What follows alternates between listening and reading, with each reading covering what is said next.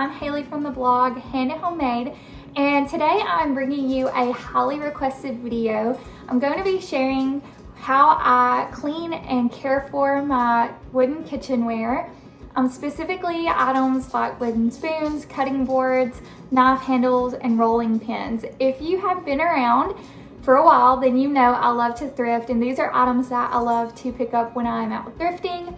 So I'm going to be taking you along the method that I use to sanitize them and then oil them and care for them as I use them. So before we get started, if you are new here, please hit that subscribe button down below. I would love to have you be a part of this community and this friend group. And I'm just so thankful for each and every one of you who are here. And so also the weather is not cooperating with me today, so maybe the lighting won't be too off.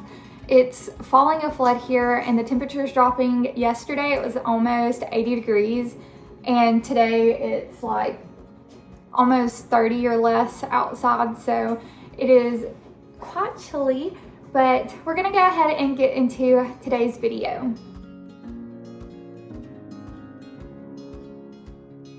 Right off the bat, very first thing that I do when I am out thrifting is I look at the overall condition of the utensil that I'm picking up, and I determine whether or not it is in a good enough condition to use for cooking or if it's going to be decor. So for example, this little spoon here, it has a really weird stain in the middle, it's cracked, it's got some sort of film on it. I could sand this down and start over if I wanted to use this, but I love the patina of it, and so in a situation like this, I would just deem this as decor. Whereas this one, this is actually Pioneer Woman, but I did pick it up at a thrift store. It was in great condition, and there's no cracks, there's no weird staining. Now, if you do have one like this one that has some spots on it, you could sand it out, but quite honestly, it doesn't bother me. They're gonna get, you know, used, so they're gonna have stains and stuff on them, but you can always sand it out. And then I move on to sanitizing it once I bring it home. So to sanitize my wooden utensils, I use a homemade all-purpose cleaner. This is basically just vinegar, distilled water, and lemon rinds. I will hopefully do a whole blog post on this, but it's not hard to find an all-natural cleaner out there, and distilled vinegar is a sanitizer. So I like to lay out my wooden utensils and give them a good spray with this and let it sit for 5 minutes or so. Then after I do that, I will rinse it, and if they are still kind of grimy and gross, I will usually mix baking soda, hot water, and lemon juice or lemon essential oil. I do want to mention before I sanitize my utensils, if there is a sticker on it, so sometimes when you go to estate sales or yard sales and you find wooden utensils, there will be like a price tag sticker on it. I use lemon essential oil to take that off. I put a couple drops on it, let it sit for a few minutes, and it will rub the sticker right off as well as the residue. So a little hack, a little life tip if you get a utensil that has a sticker on it. After I sanitize, I move on to making my wood butter that I will be buffing onto my utensils, my cutting board, my rolling pins. But before I take you along and show you that process, I do want to tell you about the beeswax that I use. If you watch my non-toxic kitchen essentials video, I will link it in the eye for you. I mentioned wood being a non-toxic neutral utensil, that it would not leach anything into your food. When you are putting something on that wood, you want it to be non-toxic as well. You do not want to be putting like any sort of oil or even beeswax. You have to be careful with who you're getting it from and the quality of it, because if you put that on your wooden spoons and then you heat it up, you're going to be leaching that into your food. So you want to make sure whatever you're putting on it is non-toxic, is safe for cooking and eating. And so I'm gonna share with you this brand. They have no idea who I am. I bought this with my own money, but this is from the Honey Lake Bee Company. They are based out of Illinois. Now, they are not USDA certified organic, but I found that with all the ones that I was looking at online, like on Amazon, that were considered USDA certified organic, they had really bad reviews and people were not happy with the quality of it. This company, they sent me a little card.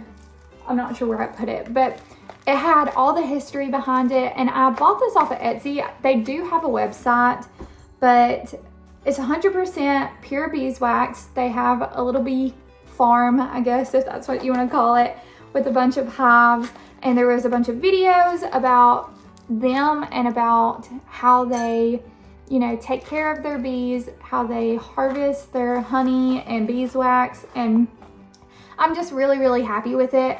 I'm really happy with the quality, and I always get the white pellets, and it's super affordable. I think I paid maybe $9 or $10 for this little 4-ounce pack, and yeah, I highly suggest them. I highly recommend them.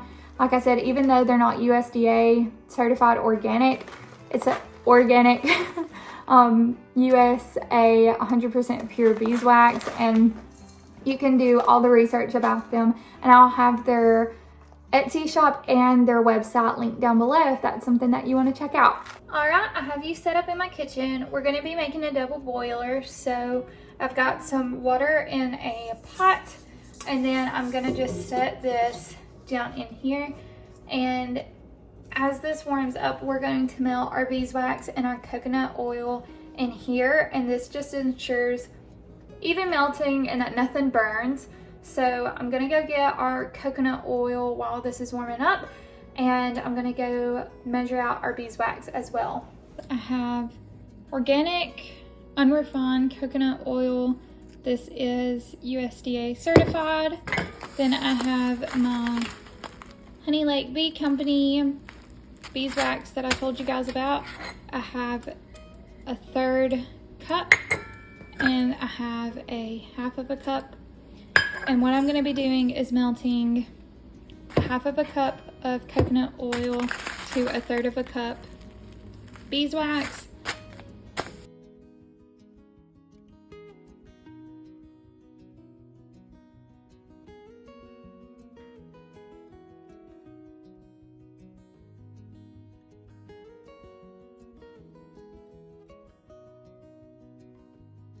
So you can see there that it is melting it very nicely.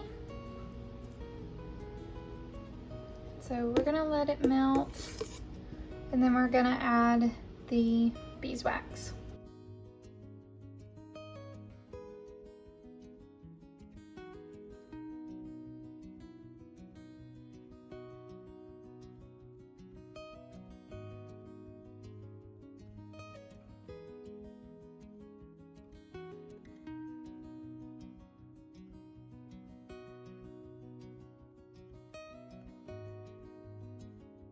So it looks like it's finished.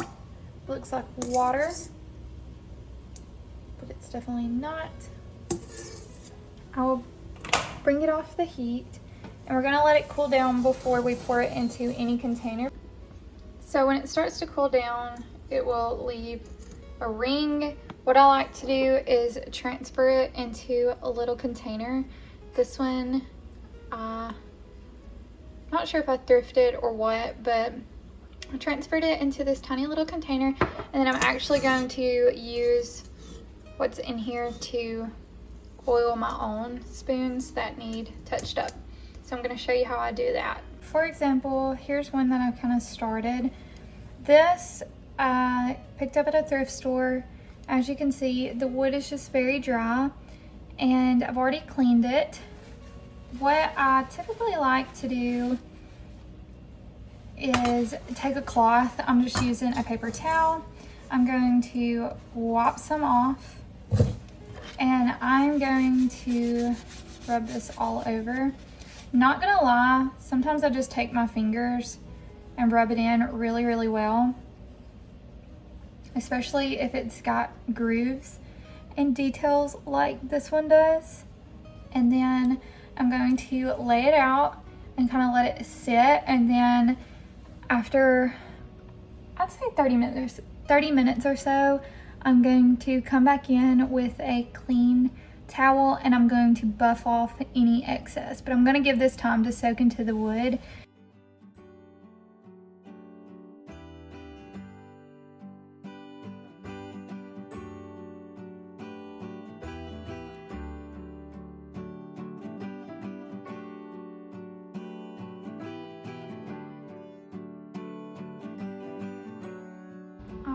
There you have it. And for those of you wondering if it changed the color any, I would say that it did make some of them look a little bit more orange, but not terribly.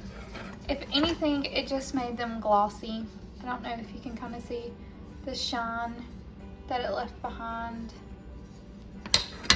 on it, especially like this one. You can just see the gloss from the oil doing its job. So yeah, like this one, it didn't really change the color or anything, it just hydrated the wood. That is how I make my homemade wood butter, how I clean, sanitize, and care for my wooden kitchenware. I hope you found today's video helpful. I hope that you subscribe and stick around if you like this type of video. I plan on making more with my tips and tricks and recipes throughout, the year. This channel is growing and it just blows my mind, and I'm so thankful for you guys. So yeah, leave a comment down below if you try this out. I promise if you try this out that your house will smell amazing. If you like coconut and honey, that's what this smells like. I plan on taking this pot over to my mom tonight so that she can use it on her wooden utensils and her cutting board. So yeah, I hope you guys subscribe and stick around, and until next time, friends, bye.